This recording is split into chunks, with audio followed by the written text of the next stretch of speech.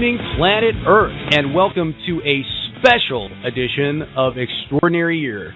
My name is Tim Bravo, and tonight, 259 days until December 21st, 2012, I'm going to be talking with a man by the name of Tolec.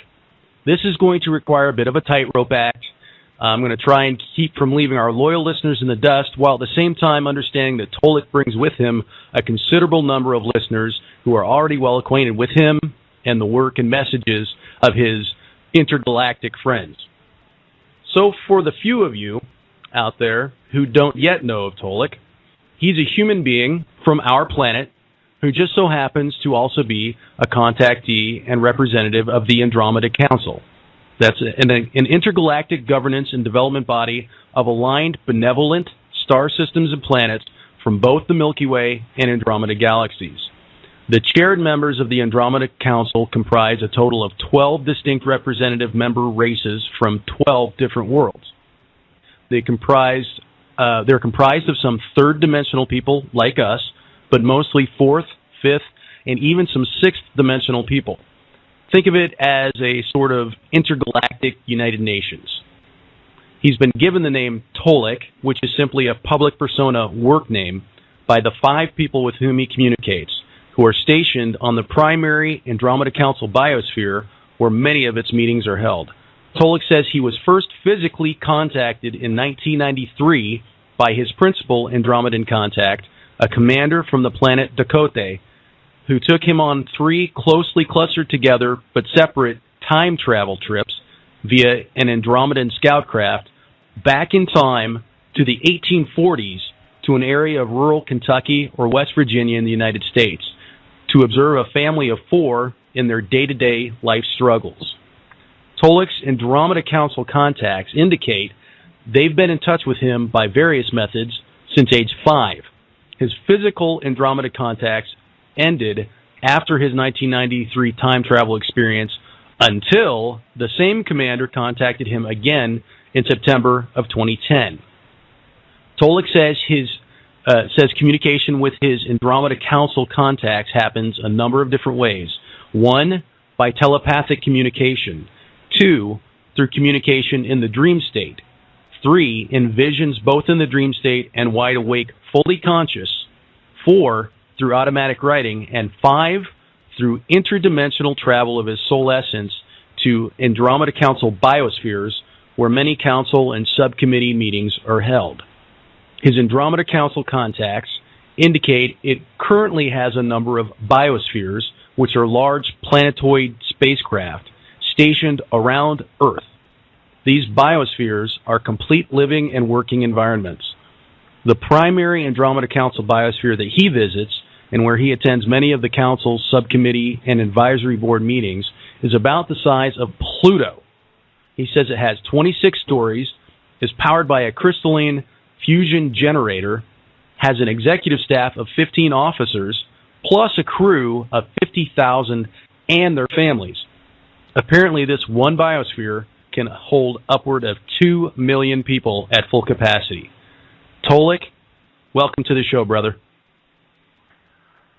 Tim, that's quite an intro. Thank you. I appreciate it. And in the words of our relatives, Pila Maya Yelo. Lakota, thank you. Thanks. Well, now tonight is special because Tolec has told me he has some very special news to share with all of you tonight. The title of tonight's show is The End of the Space War, and I've gotten a short glimpse of what he means by that. And I have to say I'm honored you've chosen to bring this forward on Extraordinary Year. We're going to do an hour and a half tonight. But before we get going, I want to ask listeners to be patient. We will open up the phone lines later in the show. If you have questions, the number to call is on the episode page. It's 858-956-2147. You can also hop into the chat room where about 100 of you are now and post questions and talk amongst yourselves. So without any further blabbering from me, I'm just going to let you get to it, Tolec. What's the dish, man? Okay. All righty, here we go. The first thing I'll do, Tim, is I'll tell you and our listeners what I'm about to tell you. So here's the elevator ride version. I'm going to share with you the complete story of the search for and the finding of the final undersea Draco and Hydra Reptilian base. I will tell you and your listeners about the buildings, all the structures that they found, how big it was, and I'll also go through the details of who they found, what people they found in this structure. And before I do that, I'd like to ask for everybody's patience because I've touched on this story a couple of times before, but I've always done it somewhat with brevity because we were looking at 70 or 100 plus callers on the phone with immediate questions, so we kind of rushed through it. This time I'm going to take the time necessary to get into some of the details, so I'll ask for your patience. Before I start speaking, I want to address an issue that I believe is important to me, and it's really in the form of a disclaimer. And because I want it to have the impact that I believe it needs, I'll just take the time and read it slowly. It's on, by the way, it's on the top of page 5 of the Andromeda Council website at the frequently asked questions page, but I'm going to provide it now ahead of time before I start any of this because it's important. To all of the people following the David Wilcock and Benjamin Fulford reports, many people have written to me some form of this question. Tolec, what about the David Wilcock and Benjamin Fulford statements that have been made regarding imminent mass arrests of the Cabal Illuminati? What do you and what does the Andromeda Council know about this? Here's my answer. Yes, globally I am aware of the David Wilcock and Benjamin Fulford statements that have made regarding the imminent mass arrests of the Cabal Illuminati.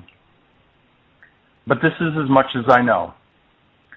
For the record, I have specifically stayed away from and not listened to or read the details of this matter for a few reasons, but primarily because I do not want what I am learning from my Andromeda Council contacts to be in any way, shape, or manner possibly or potentially contaminated by outside sources. This matter is all about my credibility and integrity as an independent, uninfluenced, reliable source of Andromeda Council information. I have also stayed away from the details of this specific story because of what I am currently releasing and will release tonight about the clearing out of the final Draco and Hydra Reptilian undersea base complex. Further, unlike David Wilcock and Mr. Fulford, I have no way of knowing. I've got no insider contacts from which to learn about what any Earth or land-based authorities are doing or will do with regard to Earth land-based arrests of Cabal Illuminati suspects or criminals. All of my information is from and is based on my own personal ongoing contacts regarding my knowledge and or activities of the Andromeda Council, including the people of Procyon. Taking all this into consideration, do I think or feel the above activities are related? Yes, I do. That is my disclaimer, and I stand by it. Like I said, I felt like it was important enough to read because there are a lot of people who imagine things. There are a lot of people who make assumptions without knowing the facts of any given situation, and I wanted them to know the facts. So here's what I've learned, and I'll dive into the story, and I'll pace it as at a medium pace and touch on the details as well. The final undersea reptilian base, the one run by the Draco and Hydra reptilians underneath the ocean on this planet. the search for that base was begun on March the 9th. They actually found it, the people from Procyon, combined with some other Andromeda Council team members, they actually found it on March 16th. It took that long to find it because, among other many fourth dimensional beings that have a whole bunch of technology at their disposal, they being the reptilians, have some really good holographic technology. And they had a pretty large hologram covering the ocean ridge and basin where this undersea base was located. So they couldn't see it. They couldn't plainly see it because it wasn't distinguishable. It looked like the rest of the ocean ridge and the basin around it. After X number of days on March 16, they finally found it, identified it, in a manner of speaking, busted through the front door. That was really difficult because once they found it, they discovered a quarter-mile thick, I'm going to borrow from a science fiction term, they found a quarter-mile thick energy force field protecting this large base complex. Huh. So they pounded on that thing enough, finally busted through. And the they is 75 Delta Strike Force kind of guys from Procyon and 25 direct Andromeda Council Special Force team members that were working together. So you got 100 Strike Force guys that were going after this base with whatever ships they're using. Now I'll describe the buildings in terms of what they found. Most people are really visual.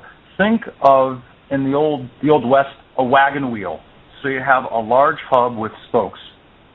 This large base complex was in the shape of a wagon wheel with a large center hub, 10 floors, 10 stories high, about 100 feet in height, and approximately 50 to 60 feet in diameter.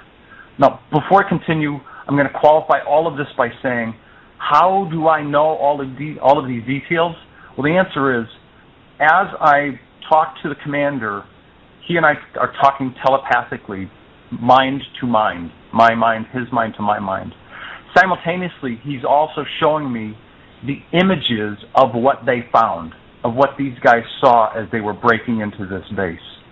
So they're not real-time images, but I'm getting images of what they saw undersea in the water. So you have this base complex, hub and spoke. The hub is 10 floors, 100 feet high, 50 to 60 feet in diameter. The spokes, if you will, are 6 electronic transport tunnels or transport tubes, if you will. Each of those transport tubes is about a quarter-mile long in length, of course, traveling outward from the center of the hub. At the end of each transport tube is 3 separate buildings of 6 floors each. So if you're looking at 6 transport tubes, spokes, 3 separate buildings, now you're looking at 18 buildings in total that all needed to be completely searched. In addition to the 3 buildings found at the end of each spoke, 18 in total, they also found 2 smaller survival pods. Now here's a smaller kind of reference. Those survival pods, each one of them, were 95 feet in diameter and 3 stories, 3 floors each. And they're each self-contained, provisions, sleeping, a greenhouse to grow plants, water. You get the idea. So with this many number of survival pods, they could, if they were able, save 3,600 reptilian people out of this whole base. I'll go back to the hub for a moment. The hub operation is where they ran their military ops out of, all operations for the complex, administration, support workers. You get the idea. It's kind of like a corporate complex. what did they find, or rather, who did they find in terms of people in the space complex? And actually, before I jump ahead to the topic of people, Tim, do you have any questions about the things I just reviewed? Yeah, actually, one question I have is, did any of the crew from the Reptilian base make it out in the pods before the strike force got in? No, okay. They didn't, and they didn't because the operation on the part of the guys from Procyon and Andromeda Council was very, very much a stealth operation. You got 100 guys, just a few smaller ships running stealth.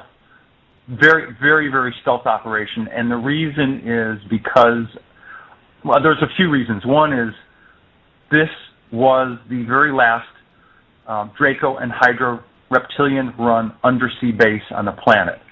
Massive complex. There's nowhere else for them to go. So yay! You don't want to. Well, yeah, that's good news. The bad news is you don't want to advertise you're coming. You don't want to go. You don't want to go in there guns blazing, blasting stuff, because if you do that, they're gonna know about you somehow. Especially higher dimensional beings, their telepathy is a natural skill that they have. So this thing had to be run really stealth. So it was run stealth, and they were successful in attacking, capturing, and or eliminating some of the reptilian beings they found in the base. But in this particular base, no, nobody had escaped. There were some escapees from some of the other bases, but guess where they ran? This base. They actually ran to the base that was in the southeast Bay of Bengal, the one I call the pencil-shaped base. They ran there first because we hit a few others before that. And then after we took that base out, they came to this one because it was the last one, so there's nowhere else for them to go. And then I suppose you're going to tell us what happened to the folks who were in there. Right, that's next.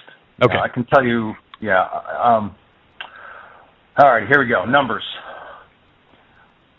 The people from Procyon and the Andromeda Council team members found, and keep in mind, this base, in terms of people, was bigger than they thought, in terms of personnel. They found 10,000 plus reptilians in this undersea base complex. Of the 10,000 plus, I'm now going to give a breakdown. 2,000 reptilian warrior soldiers, all high-ranking officers. 5,000 support staff working in various operations of the base.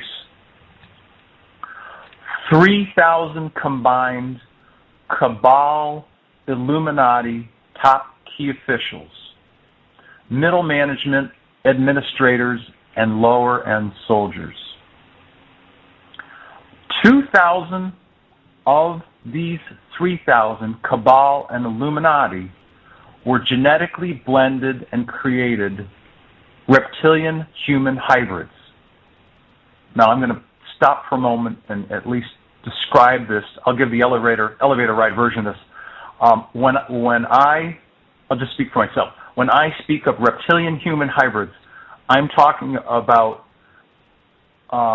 beings that were created from a pool of original, organic, genetic, reptilian DNA and human DNA that they have on stock. And so, essentially, they put the two in a petri dish. They grow them in a nutrient solution, and when they're done, they're birthed, and they kind of look like age 19 or 20, but they are human-looking with reptilian features. All right? Okay. So, continuing. Of the many other reptilian officials that the people from Procyon captured were 50 top key Cabal Illuminati reptilian hybrid officials. We're talking about the top of the food chain, the guys that are giving the orders. to the human folks on land in the tops of the different power and government structures. Again, keep in mind, right now I'm talking about all reptilian human hybrids that are in this base, that are at the top of this power structure, giving you orders to, if you will, what people call the puppets, the guys who are in seats of quote-unquote governments. They also found 100 key Cabal Illuminati reptilian human hybrid administrators, guys who got their work done, day-to-day guys. So you've got 10,000 plus reptilians. I just gave everybody a breakdown. I'm aware of the fact that 8,000 of these, and I'm going to speak globally now, 8,000 of these reptilian beings, most of the support workers chose relocation to go through the Stargate to the far edge of the universe. And as is a typical process and a protocol, the people from the Andromeda Council offer them the pretty much two choices. Either choose relocation to go to this planet at the far edge of the universe, and you're going to be there for the rest of your lives. There's basically a gate code. Y'all can't get back to Earth. It's not going to happen. Or you can be captured and go to the Andromeda Council biosphere for trial. And there were 8,000 of these people to choose to continue their lives in this new planet at the far edge of the universe.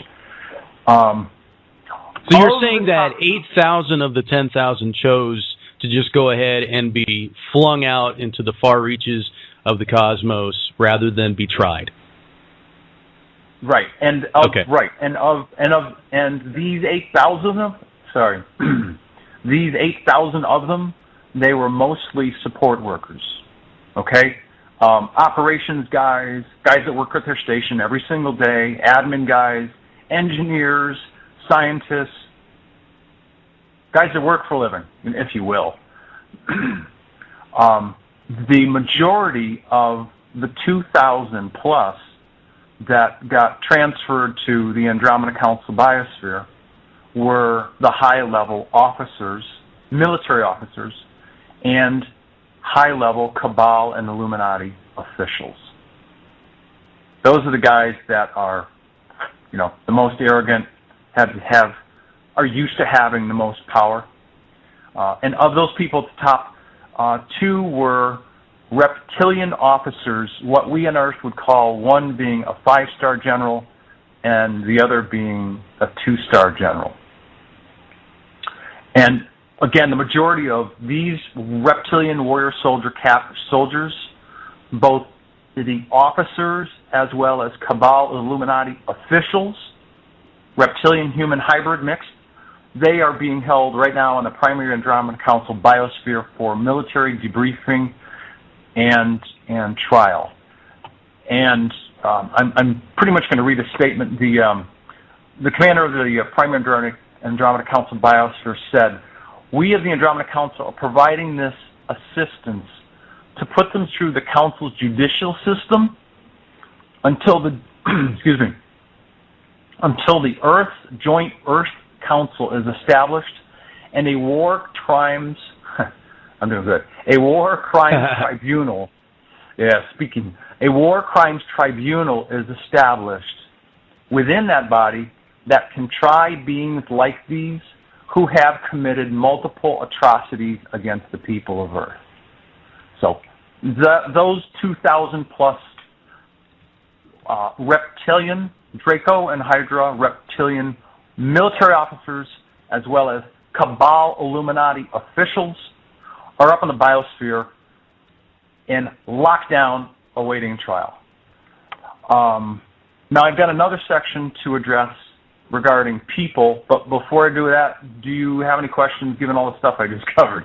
Well, I'm going to say that I know you don't pay attention to Wilcock and Fulford and what they've said, but this war crimes tribunal that you've just mentioned kind of fits in with the things that they've been saying, because, of course, I'm going to keep track of that. And not just that, but messages from the global or the Galactic Federation of Light from various sources. that that fits in with the big picture that's coming around from myriad sources. So that's very interesting. That's all I've got. All right. I'll take your word for it. That statement that I read at the very beginning of me talking is literal. I mean, other than, yes, I'm aware of the fact that, and I'm going to paraphrase now, global mass arrests are imminent of Cabal and Illuminati officials. You got it. That's as much as I know. I have stayed away from that topic because of what I'm talking about right now. I can't afford to allow any information to bleed through because it would affect my credibility, and that's all I've got. Really. So, thanks for confirming the fact that the information is consistent. That's good to know. Regarding people, and this one's tough to talk about, so I'll take it slowly. Unfortunately, in addition, the people from Procyon and the 25 guys from the mixed races of the Andromeda Council, and going through the base, building through building, they also discovered about 1,000 Earth humans. We're talking about people that were abducted, taken, whatever word you want to use, the majority of whom were taken against their will, many of whom can certainly be known as missing people, missing persons. Some of these, I understand that some of these people have been up there half or two-thirds of their lives, and they've been tortured, they've been implanted, they've been programmed by either their reptilian bosses or gray helpers who work for the Draco and Hydra Reptilians running this base. Many were outright slaves. Know that there were implants put into these people that had very intense pain-producing frequencies for any time the humans didn't obey their reptilian captors. So these people have been, one word I can think of is rescued. They've been transported to the primary Andromeda Council biosphere for psychological debriefing, deprogramming. There are 6 Andromeda Council hospital ships isn't the right word, but that's the best analogy that I can think of. There's 6 of them that are used for psychological, emotional, energetic, and physical healing trauma, and especially for these people who've been severely tortured and abused. Azar, the chief medical officer of all the biospheres, said it's going to take at least a month and a half, 2 months of Earth time to help these 1,000 people to go through the healing process. And the healing process, they use different frequencies of sound, different frequencies of light, different frequencies of energy, vibration, as well as psychological, emotional counselors to help them come through this process to get these people so they can have a normal life again. And if they're up there, if they decide that going back to Earth, they being the people who've been emotionally and physically traumatized and damaged, if they feel like they want to stay in the biosphere and work in space, they certainly have a home there if they want to stay. Certainly that could be the case for people that are single or maybe were married and their spouse has moved on. I don't know, but there can be scenarios for that. And certainly for the people that have families back on Earth, they can come back anytime they want to, and certainly as soon as they're healthy and kind of right-sized again. I hate to interrupt, but I feel horrible hearing about these poor people who were taken from their lives and then, traded their lives in for years or even decades of trauma, it sounds like. Yes. I mean, I just feel for their souls. But the vibrational therapy that you describe, the they're receiving on the ships reminds me of Atlantean methods of healing that Edgar Casey talked about. So just another point of, I hate to say validation, but just another point of reference where that kind of fits into the big picture, for me anyway. Okay, yeah, the modalities that I spoke about are typical healing modalities for people that live in the fourth dimension, and or, simply speaking, for fourth dimensional people. But fortunately, those kind of modalities also do a great job healing human people because we are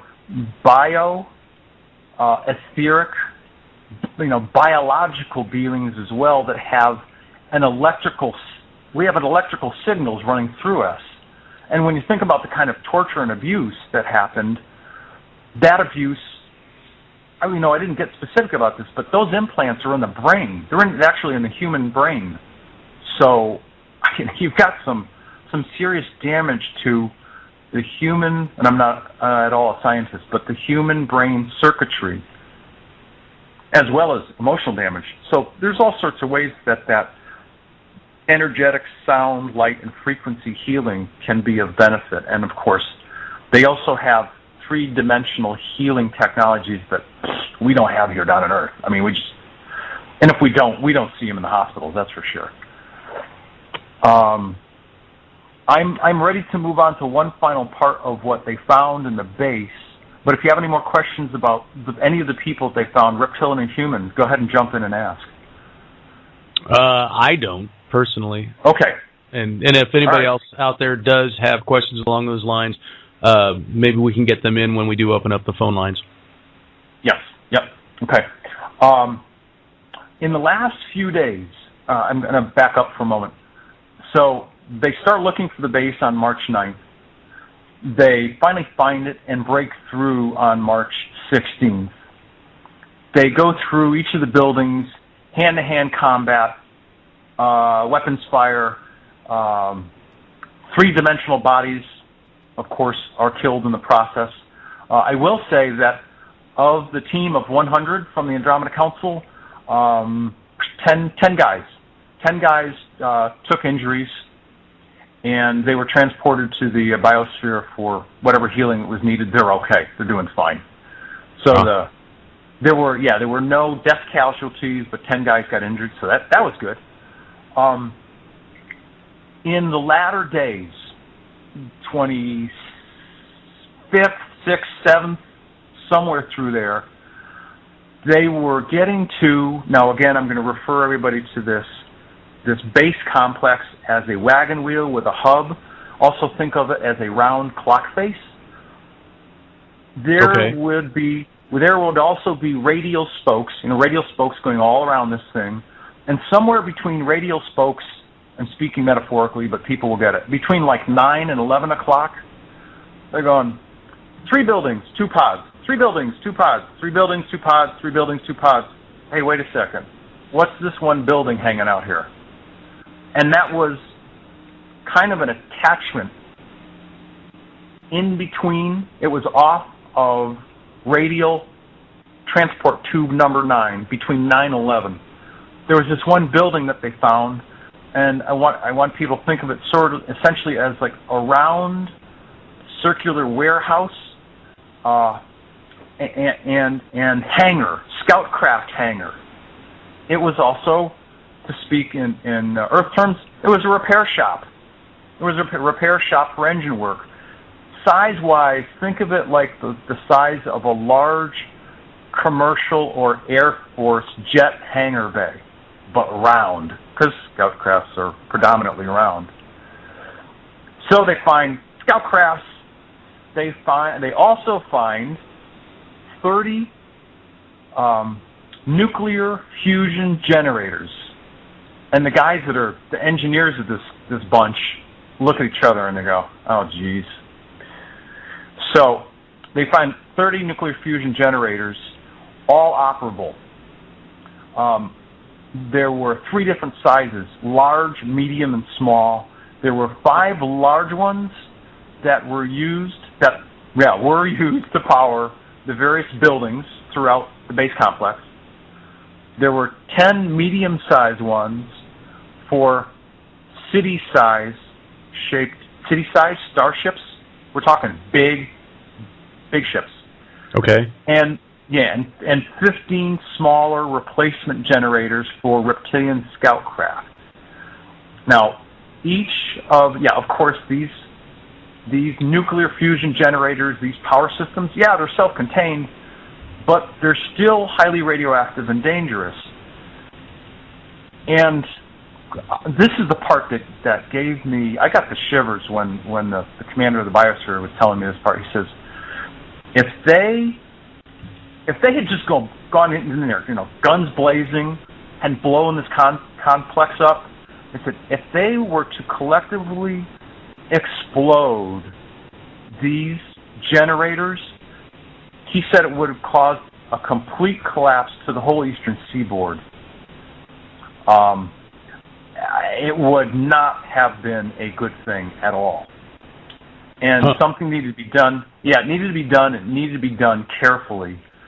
So they extracted each generator on a per shuttle mission basis, one generator at a time. So they get 30 generators up on the Andromeda Council biosphere in the engineering bay, and the guys are separating and I don't know how this is possible, but they said it is, they were separating the contaminated, all the radioactive componentry away from the non-radioactive components. Okay. All right, and that's what will they do with that material when they're done with it? Well,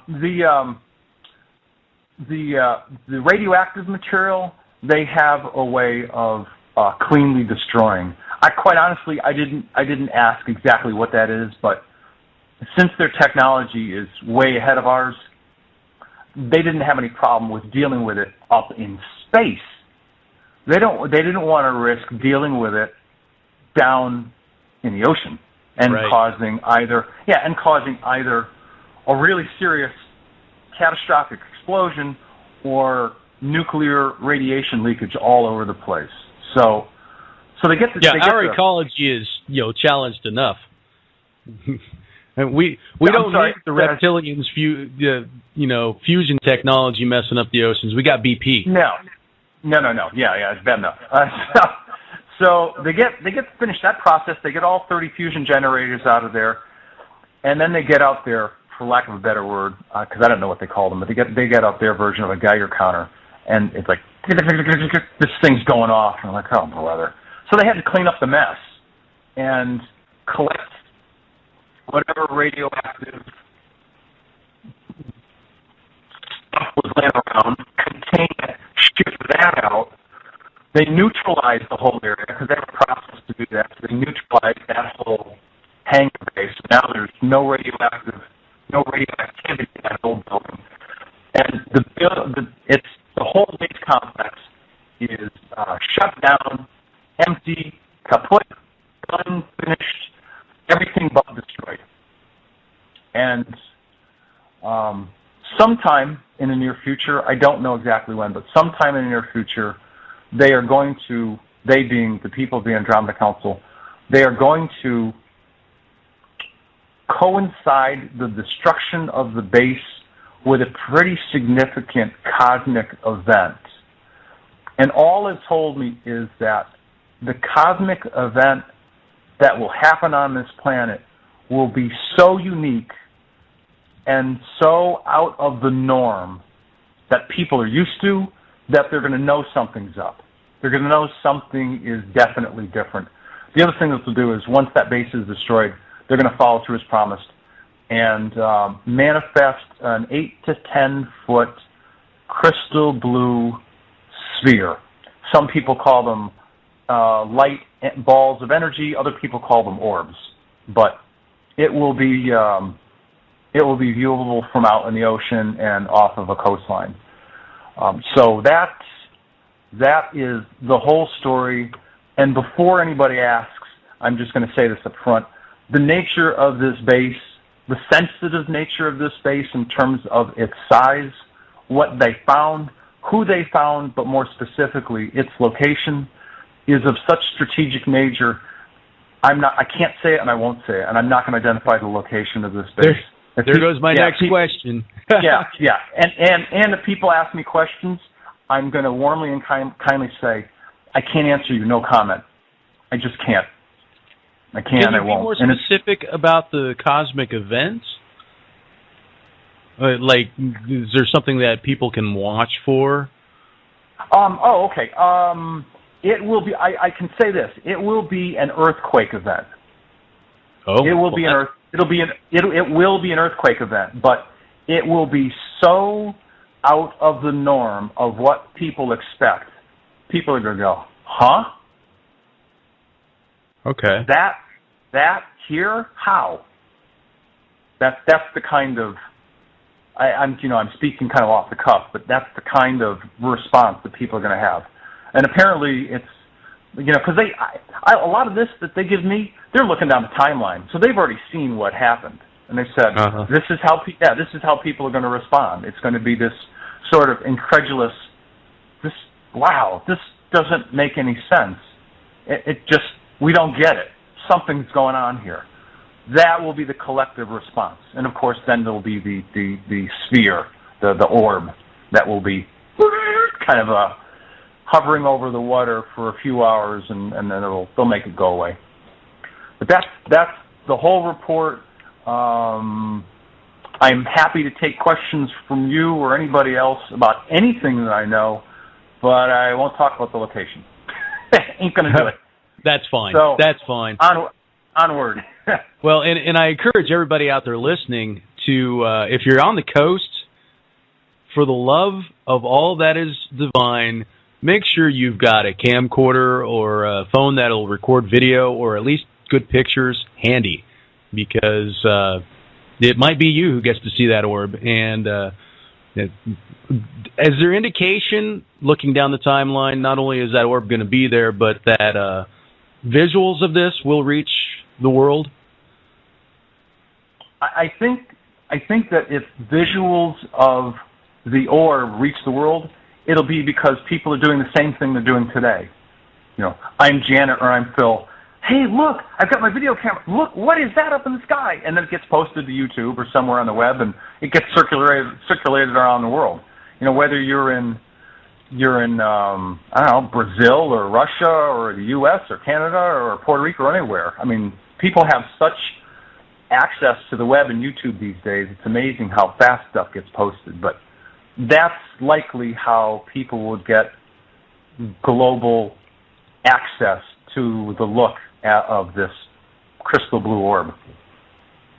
Okay. That's my best answer. I'm going to go ahead and open up the phone lines. We've got several callers on hold here, so I'm going to take 603. Yeah. You're a brave man. You're the one who has to deal with it. 603, you're on the air. Namaste, my dear brothers of light, and it is indeed my honor and pleasure to be on air with both of you. As well, you. Well, thank you. Thank you.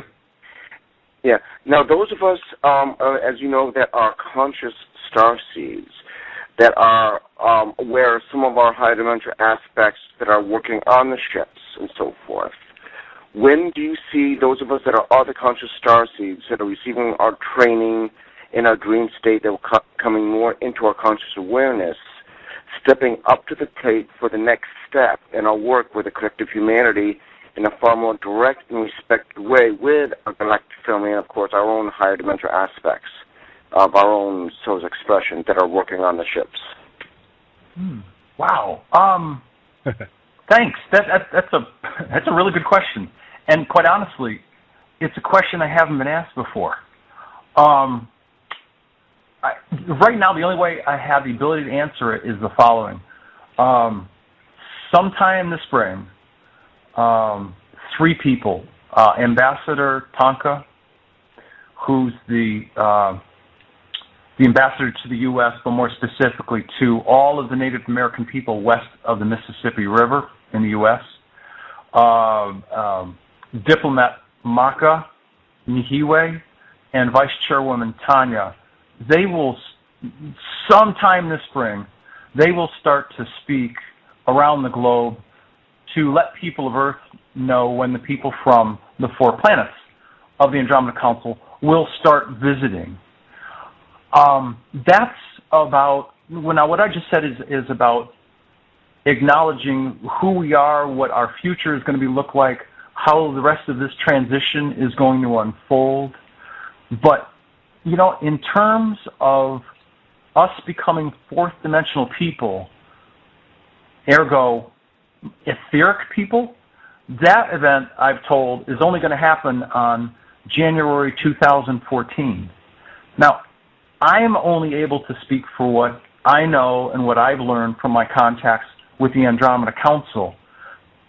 But if there are other star systems, like people say, oh, I'm being contacted from beings from Solaris, the star system Solaris, or I'm being contacted from people from the star system of Sirius, and so on, it's likely that their original soul and their original spirit essence is from that star system. I'm probably preaching to the choir on this one, but I have no way of knowing when those people are going to contact all their starseeds and say, hey, come on, it's time, come work with us. I honestly don't know, A, because I haven't asked, and B, my sense tells me that it'll likely happen once January 2014 hits, and anybody that's still on planet Earth becomes 4th dimensional. We essentially become etheric, fine matter beings instead of physical, organic, gross matter beings. That's the most answer I can give you, if that helps. I don't know if that helps, but that's my best answer. Yeah, okay. I mean, I'm also a Blog Talk Radio host as well for a few years, and I just love shows like this where we are really getting the truth out there, really getting the information out there to really awaken and inform the collective humanity to what's really going on, and to be aware and to maybe be more perceptive to what is going on around them that they may not notice prior to being on the show. Because as you know, it's more than just the spoken words, it's the energy that the Andromeda Council is channeling through you and through all the listeners here, especially those of us that are conscious starseeds, are receiving major downloads directly from them, of which I am very appreciative to them for that. Yeah. Oh, you're very accurate. I'm very blessed that they decided to choose me to do this work. I honestly don't know how to channel, but the people that I deal with on an almost daily basis, they are maybe 4th dimensional humans, but they are exceedingly kind, they are warm, and they are always forthcoming whenever I have questions. They always answer all my questions openly. So as I and other people like to say, we've got some really good help from upstairs. So thanks for your questions and your comments. I appreciate it. Yes, thank you. Yes, thank you very much, and I'm sure I'll be talking with both of you very soon. Love, light, and blessings to all. Namaste, brother. You too. Namaste. So, yeah, those are interesting questions. About your contacts, and a lot of the people on hold in the chat room have you've probably covered these things. For myself and my regular listeners, I just want to ask a couple quick questions about your contacts, about the Andromedan Council folk, if I might. Go ahead. Go ahead. Yeah. Dealing with physical appearance. Now, I listened to your recent, I forget which show you did it on, but you talked about the origin story given to you by Tankawene, I believe, for the Dakota, Lakota and Nakota. And how they came from the planet Dakota. I wanted to ask, is their physical appearance, how related to the Dakota people are they? Is it, I mean, because, most Native Americans across Grandmother Turtle Island, across our great nation, look fairly similar. Lakota, I wouldn't say stand out so much. Do the people from Dakota look like Native Americans, or they're just a few traits that have made their way through all these millennia? No. I mean, it's a relevant question, but Tim, very much. Very, very much. Tonka looks like a tall, wise, noble Native American, if you will, chief or leader. But, actually, he would be more considered a holy man. At times they call him medicine man, but his role, at least on Earth, would be that of a Native American holy man. Yes, absolutely. Someone who is in touch with Midakuye Oyasin. We are all of our relatives. We are all related. Well, these are Wichapi Oyate. He is chills. He is a star person. His predominant human form vibrates at the fourth dimension. But what does he look like? He looks like a very noble, wise Native American holy man. The only thing is he's tall. He's about 7'2". Wow. About 7'2", and that's consistent with fourth dimensional sizing. The women are about 6'2", 6'4" height on average. The men go to about as tall as 7'8", 7'9", rarely 8 feet, but somewhere through there. But the simple answer is yes. The people from Dakota very much look Native American as we would expect them to look. Okay. And interestingly enough, there is a different ambassador for all of the Native American people east of the Mississippi. And I haven't talked to him yet. I don't know who he is. But he's real. Yeah, he's real. What about clothing across the Andromeda Council? I mean, is there a uniform? What I see is pretty simple so far. When they're working on the Andromeda Council biosphere, and they're working, which is a lot, they have these one piece suits.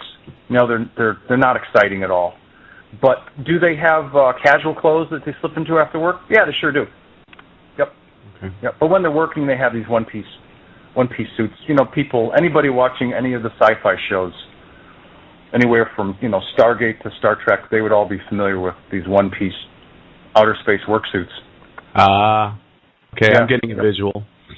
Yep. Okay, well, I'm going to go ahead and take another call here. Let's see. It looks like we've got a couple people from Wichita. I'm going to jump outside the box here. For listeners, the show is based out of Wichita, Kansas, so I'm going to jump outside the box and pick something from a more exotic location. Let's find out who is out in 716. 716, you're on the air. Oh, hi. Hi, Tim, and hi, Tolec. This is Bob Challenger. And my question to Tolec is, I know there's apparently other people like you on our planet that's acting in a similar capacity with the Andromeda Council, people like Alex Collier. How many individuals like that are on the planet with you? Okay. Good question. I am aware of 6 other people in 6 countries around the globe, 6 different countries, that are in some state of awakening.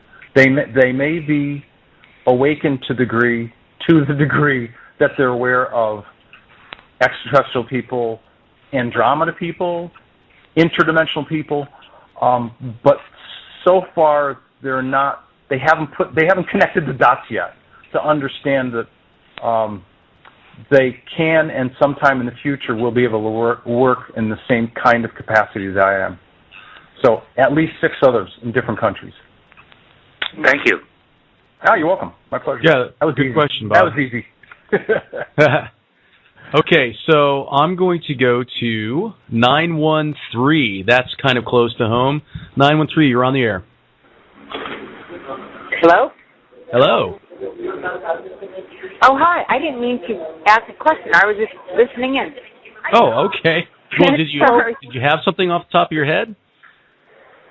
Oh, well, gosh. I'm sorry. I just arrived at an airport. I'm looking for someone.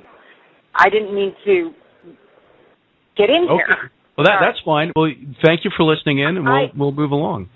Yeah, enjoy. I just want to say this is amazing. Thank you, Tolec, for describing this. It really helps to make us feel like we're not idiots. Okay? This is great. Yeah, I can relate. Yeah, this stuff is actually going on. That's the strange thing. It's real. Well, thank you for making it seem real. All right? Thanks. So 913, there's your serendipitous chance to express some gratitude for Tolec, and thanks for your call. Okay, 513, area code 513, you're on the air. Hello? You might turn on your radio. Hi. Hi, Tolec. This is fascinating to me. I'm a recovering electrical and software engineer myself who is really fascinated by extra-dimensional beings and that possibility. And I guess my question is, when, fourth-dimensional and higher-dimensional beings, do they appear to us as three-dimensional beings, or is just vibrating in a higher level frequency field? Or if you were able to, I'll use a metaphor. Let's say that you had a pair of glasses with some real unique technology. You put these glasses on, and you could see the people whom I'm communicating with. They're human. They are human, except that they vibrate at the next vibrational level beyond the third, which is the fourth. They're all human. All the people I deal with are human. What I've also learned is that, for the sake of an explanation, the human or humanoid physical form is the most predominant across the cosmos. And by that I mean head, eyes, ears, shoulders, torso, arms, legs, hands, feet.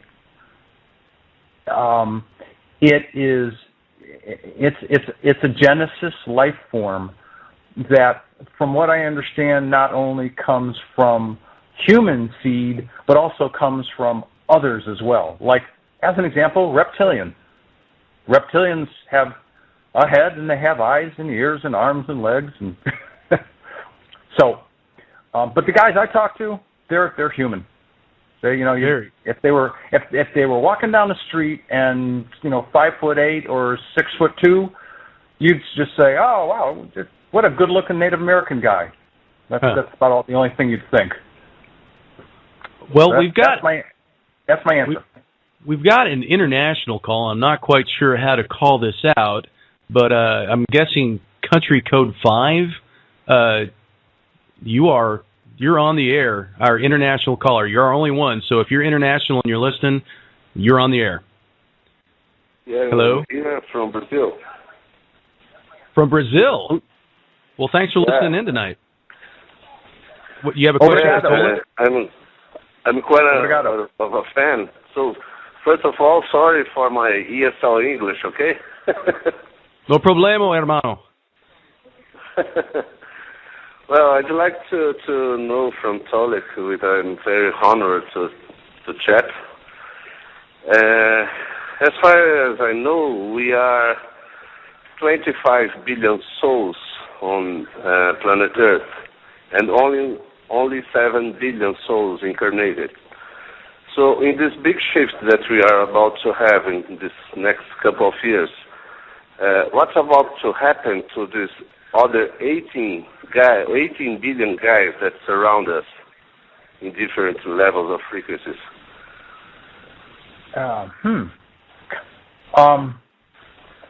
Quite honestly, well, first of all, thank you for your question. Thanks for calling in from Brazil. If you don't want to incur a high telephone expense, feel free to jump off, and I'll answer the question. No problem. Okay. This is the first time I've ever heard this said this way, but I anticipate what you may be talking about is the fact that we have three-dimensional people. I'll use this term. So people that are human, they're born, they live their lives, they die, their three-dimensional organic bodies die. You're probably talking about many more people who are already higher dimensional. They're already in the fourth or the fifth or the sixth that are maybe watching over friends or loved ones or helping to urge people on or guiding them.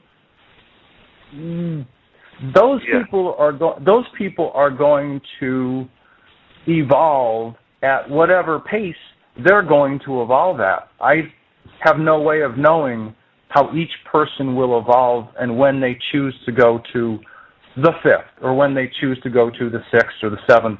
That's based on each person's life experiences and their choices. But this solar system and this planet is raising in vibration, and the minimum level is going to be fourth dimensional, January 2014. So anybody above that, they're not going to get affected by fourth dimensional energy because they're probably fourth and up already anyway. So that's the best answer I can give you. Okay, thank you, Tolec. I will try to investigate a little bit more from that, and I get in touch in your email if I have some other different views, okay? Okay, obrigado. Okay, well, by the way, my name is Alex, okay? Thank you, Alex. Mucho gusto, Alex. Thank you for your call. Yeah. Okay, so I'm going to take a quick break from calls because I had some questions. One quick question, and then we'll get back to callers. You've told us what has just happened, and you've told us kind of what's next. And it sounds to me as though, 2012, as far as you've been told, is not really the end. It's the beginning of the change, not the complete change, and that things will continue to unfold for the next couple of years. Is that accurate? Yeah, well said. Well said. Okay. 2012 is definitely, at least based on everything I've been told by my Andromeda Council contacts, 2012 is a big transition year. 2013, early through mid-2013, is big transition year with most of the big events happening tapering off like in the late autumn of 13. The time of, if you will, flipping the switch when the planet becomes fourth dimensional is January of 14. So we're looking at, the rest of 12 and all of 13 as big transition years. Okay. Well, that clears it up for me. Okay. Yeah. All right, well, I'm going to go to area code 514. I don't think we've taken that one. 514, you're on the air. Oh, hello. Thank you very much. And hello, Tolec. And, again, thank you to the Andromedan people and how Mitakoyepi, I think that's how you greet in Lakota, or the Lakota wisdom elder that we all, even non-native people, we all need. She's counseling so much. Anyways, I wanted to ask you, in the last base that was taken and captured, destroyed or whatever, you mentioned something like 2,000 Illuminati people and Cabal people. In general, I always thought of the Illuminati as the humans running the corporations or, the dark, the shadow government. Those Illuminati and Cabal people, were they human people? That's one question. And then after those 2,000 are tried in the Andromeda Council, trial base or whatever it's called. There's going to be a second trial in this joint Andromeda Council and Earth Tribunal after the change has happened. And then anyways, I have a third question about the other federation, but I'll let you answer those two first, if you don't mind. I'm going to. All right. I covered this at length in the first hour, but I'll address your question. Okay. I listened to it, but I did not understand about the Illuminati specifically. Yeah. All right. Let me answer. The Cabal Illuminati officials, not military officers of the reptilians, but the 3,000 Cabal Illuminati officials, because 2,000 of them are still alive and up on the Andromeda Council biosphere, they are human reptilian hybrids, or rather, reptilian human hybrids. They were created in petri dishes. They are if you will, a worker class, a high class, but a worker class of the reptilian race. They are, for lack of better words, reptilian employed. I'm not at all talking about humans at corporations or at high levels of power in governments. I'm not talking about those people. I'm talking about the people that were taken from the undersea base that are part of the reptilian hierarchy, the reptilian class system that are on the reptilian side of things that were running everything. And therefore they are being tried up in the Andromeda Council biosphere as blended human reptilian people who are going to be tried for war crimes against the people of Earth. But they are, if you were to classify them, they're reptilians. Okay. The second question was, will there be a second tribunal once we've gotten together with our Andromedan friends? You know what? I honestly don't know.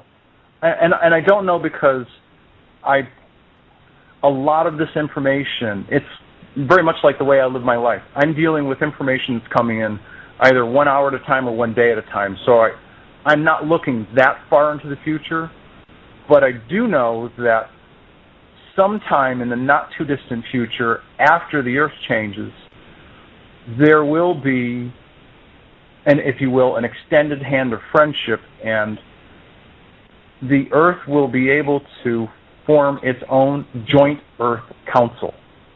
And that is where Earth's tribunal will be.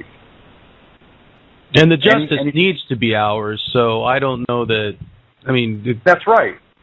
That's right. It needs to come from us, right? Well, that's right. And that's why I was speaking very pointedly about making the differentiation between the fact that, almost take a piece of paper and put a dividing line in the middle. I am not able to talk about any of the Cabal Illuminati human people that everybody else, including David Wilcock and Benjamin Fulford, are talking about. That's not my area of expertise. I don't know about them. I'm talking about reptilians working within the reptilian class system that are Cabal Illuminati officials pulling the strings from the top. Those are the guys that were taken prisoner. Those are the guys that are up on Andromeda Council biosphere. If you will, the head of the snake. That's the best way I can describe it. But yes, we as responsible Earth humans, we should be trying our own people. Absolutely. Yeah, whatever humans are responsible for their own actions, controlling, maiming, killing humans, absolutely. Yeah, no, you'll find no argument from me there. Okay, well, I have a question. Yeah. Okay. As somebody who... I end up seeing UFO videos all the time on the YouTube, and I see different kinds of crafts. Do you know, is there a way to tell the reptilian crafts, and I guess maybe it's a moot point at this point, because if they're gone, it's done, but is there a way to look at past events and be able to say, oh, well, that's a reptilian craft, or that's an Andromedan craft, or a galactic... my understanding is Galactic Federation has all kinds of different craft, but is there a particular kind of look or identifying factor to the reptilian crafts that people can know? I have two answers. The first answer is, just last night, I was in your shoes. I was interviewing a woman by the name of Sanaa, who's the Earth representative for an interdimensional peacekeeping force called the Silver Legion. And actually, her knowledge of the kind of crafts and ships that the reptilians have used, including a class of ship called Dreadnought, armed to the teeth. There was a retaliatory attack on the part of the reptilians that came through a portal out in space, out in the backside of Jupiter, because they were pissed off that their last undersea base on Earth had been taken out. So there were 50 ships that were sent out. So I know that some of the classes of ships were dreadnoughts, again, armed to the teeth. And the people from the Silver Legion were able to take out 30 of them. They also captured 5. And if people are interested in hearing about that story, there's both a link on the Andromeda Council website as well as the Silver Legion website. Now, I want to get back to your question. Tim, I'm not able to look up in the sky and say, oh, that one's from the Andromeda Council, that one's from the Galactic Federation of Light, that one's from the people from Sirius. I have no way of doing that. Okay. I do know that craft generally, scout craft, people call them UFOs, but scout craft are generally round, disc in shape, and that's because of the nature of the anti-gravity magnetic systems, the flight systems that are used. The one that I traveled in back in 1993, that one was a round disc, about 35 to 40 feet in diameter. Okay. What people would call UFO. That's as much as I know. You got it. All right. Well, we've got some people who have been on hold for quite a bit here, so I'm gonna go up the timeline here, and let's take a question from area code 646. Hi. Hello. Hi. My name is Nelly, and I'm calling from New York. And I have a question for Tolec about the reptilians, and especially their hierarchy. Just to compare it to the human one, where it's heavily based on the amount of resources, primarily money. But since reptilians are above currency systems, so on what is their hierarchy based? If you would please elaborate on, describe it better. I will tell you as much as I know. They are primarily a military caste system. They may have administrators, they may have engineers, they may have people that are pilots, they may have people that handle operations and the running of a base, but they're primarily a warrior caste system. As a matter of fact, 2 of the reptilian military officers that were captured and are up on the Andromeda Council biosphere, one was the equivalent of what we'd consider to be a 5-star general, and the other one was a 2-star general. So it's what I know, as much as I know, is pretty much what you've heard, that it is a military caste system. And the lines of power... the lines of power are drawn very clearly, believe me. In a service to self-civilization, you're going to have a hierarchy like that. You know, I'm more important than you. I am better than you. You serve me. And so that makes complete sense.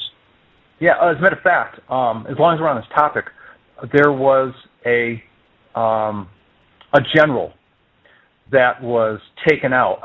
Sort of like above a 5-star. He was like one of their big, I don't know, I'm not a military guy, but he was really one of their big generals. Here we go. The guy's name was Brutus, of all things, and apparently he took his name because he liked the brutality of the Romans when they're around. Power, arrogant, and the people from the Civil Legion set a trap and they got him, and he's been taken out. So the good news is the guy's been taken out. The interesting news is there's this big scramble underneath. All the little lieutenants and the colonels, they're all kind of fighting for position to see who's going to be next to try and take the next step up the ladder. So it's for them it's all about power. And yeah, they're not in love with the guy above them. No, not at all. They may respect him because they have to, but they're certainly not in love with him. Yeah, serving just long enough to step on the back of the next guy to get to where they want to be. Right. For them. Right. Yeah, and some of those guys are quite happy that this guy's gone. I'll bet. Yep. Okay, well, let's move moving on. What's next? Yes. Area code 713, you're on the air. Hello, Tolec? Yes, hi. Hello. Yes.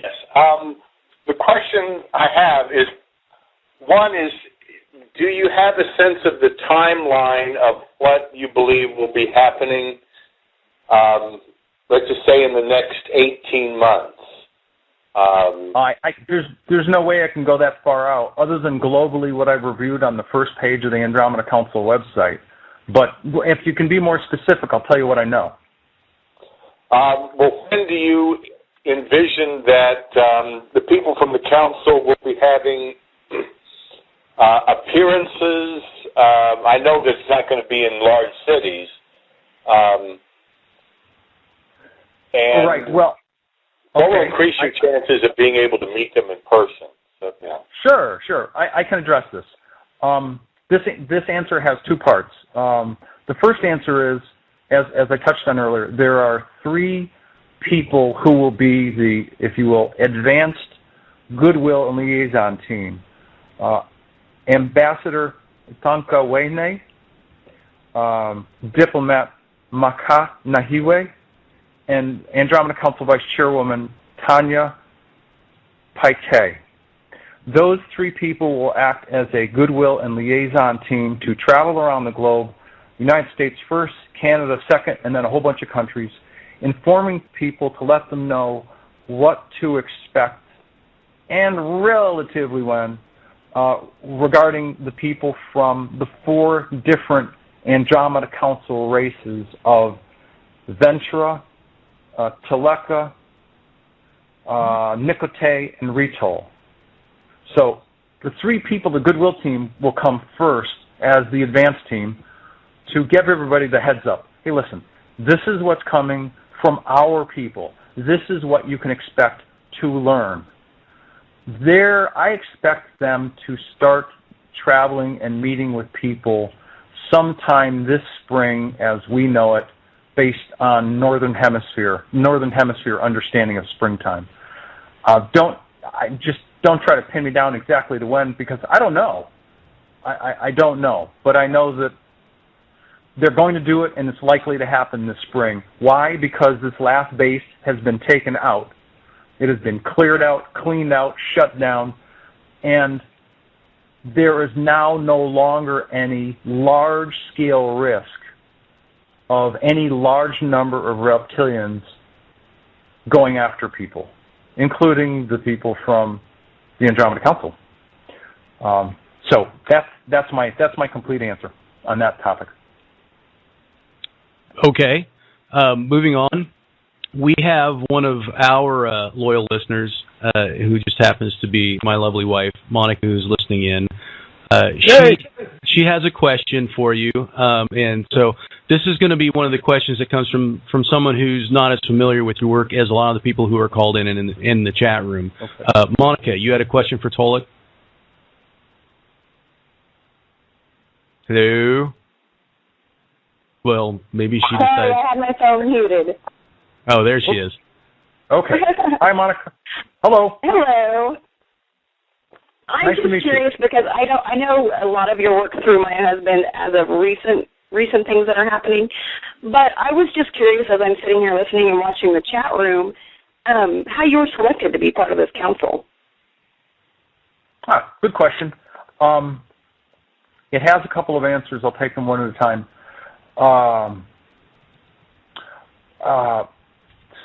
Okay, an illustration. And I've used this one before, but it's worth repeating. There are people all across this country who are having some level of contact. It is highly likely that if they are talking about people from Sirius, the Sirius star system, or from the Andromeda galaxy, or from Orion, it's highly likely that their original, the person being visited, his or her original soul and spirit essence comes from that place. Highly, highly likely. Because they typically tend to visit people who they know. People that are from their own many times their own planets. So that's the lead up to the answer of my own involvement. From what I understand, my original the birth of my original soul as well as my spirit essence thousands of years ago is back on the planet Dakota in the Tegeta star system, which is located, as people would see it from here, in the Pleiades constellation. So they know me. I'm, if you will, I'm one of them from a spirit essence form. My original form, not the body that you would, not the body that you would see, but the core of who I am. I think the other answer is that I'm, as I said to Tim earlier, this is what you see, what you hear, what you hear is how I work. I was in the computer software industry for 20 plus years. Recently, a chief operating officer for a few firms, and there are certain skill sets that come natural to me: planning, organization, project management, and communications is one of them. And it's always been my job to, as I've either dealt with our clients or particular strategic alliance partners, to communicate in as clear fashion as possible whatever's on the table, whatever we're learning, whatever the concepts are. I can take unusually complex issues, break them down, and have people be able to understand them. They can pretty much get it. That happens to be a compilation of my skill sets. I think they chose me for that reason as well. I kind of do it easily. So maybe that's one of the reasons also. That's the best answer I can give you, quite honestly. That makes sense to me. Well, thanks for your call, hon. Thanks, Monica. Thank you. All Okay, right, well, we've got 6 minutes, 45 seconds left. So let's take one more caller here. 678, area code 678. Yeah, you're on the air. Good evening, and thank you for taking my call. I'm in the healthcare field, and I believe Tolec at one point mentioned in one of his previous interviews about a transitory period with things culminating around January 14th, January of 2014, correct? Yeah, this planet and all of the this planet and all of the beings, all of the people, all life forms that are here would become fourth dimensional. That's correct. At least broadly, that's a good broad statement. Keep going. Yep. So my concern is if we are, as other people have described, going from maybe the current carbon-based form that we are now into potentially a more crystalline-based, that our healthcare modalities that we're using now will probably not work because they're all based on us being more carbon. And I wanted to know if they have ever discussed anything with you along those lines, because that's a potential for people to continue to take medicines or vitamins or supplements or get surgeries or whatever that won't work because they're not carbon-based anymore. They're transitioning toward, what we will become, January 2014. But will their bodies even need it? Well, if I understand the question, and I'm not sure I do, but if I understand the question, I think you're asking about, well, like Tim said, will our fourth dimensional bodies need third dimensional technology and or healthcare? And the answer is no. We will need fourth dimensional healing modalities of light, sound, vibration, frequencies. Those are all fourth dimensional healing frequencies. And right, but the interim, I'm talking about in the interim. But I'm sorry to interrupt. People should continue to do whatever they're doing. I'm not asking people to do anything out of the norm. They just should keep living their lives, whatever they are. But you haven't been advised that people should change? Change what? This is the part of your question I don't understand. From the people that you're meeting with at the Andromeda Council? The change. What he's asking is, what do you think that people might need to change? Right. Okay, as we transition toward January 2014, and our bodies are transitioning, things that we're using now should become less effective. All right. I have a different answer, but I'll go back to my first answer. And my frustration is only that I don't think I'm getting the nuance of your question, but I'm going to do the best that I can in answering it. I would advocate that whatever Mary or Susan or Phil or Robert or James or anybody, Andy, whoever, any of the people, whatever each of you decides to do in your day-to-day Earth life, that's your right. That's your responsibility. If you want to stay the same, you can. If you want to become more aware and be more curious and evolve consciously, you can do that too. But the changeover, if we're talking about the actual changeover from three-dimensional life to fourth-dimensional life, I'm going to use a metaphor. In essence, you're going to go to bed one night, next morning you're going to wake up, bang, you're fourth-dimensional. That answers the question for me that I've had for quite a long time. And, there's not going to be a long... There's not going to be this long period of, I'm becoming. It's not going to happen that way. The actual moment of change will be like throwing the light switch. Because matter changes densities in a quantized fashion. It doesn't just, you don't have water that's half water, half ice. You don't have, it's not water and then it's half steam, half water. Physical matter changes in a quantized fashion. It's one thing, and then it snaps into the next density. Right. People's awareness and their consciousness is growing and opening, and to some degree, some people are evolving because they choose to, because they're getting bathed with fourth dimensional energy. It's already started, but the moment of change will be a moment of change, like in the blink of an eye or throwing a light switch. You're third, next morning, bang, you're fourth. That's how it's going to happen. At least that's what they told me over and over again. That's beautiful. And that's probably a pretty decent place for us to break and get ready to go here. Tolec, we got about a minute left, so I just want to say thank you so much for coming out and answering people's questions and telling us what's been going on and what's about to happen. And you give us good hope, buddy. Oh, thank you. I'm like I said earlier, I'm just here to do the best job that I can. That's my job.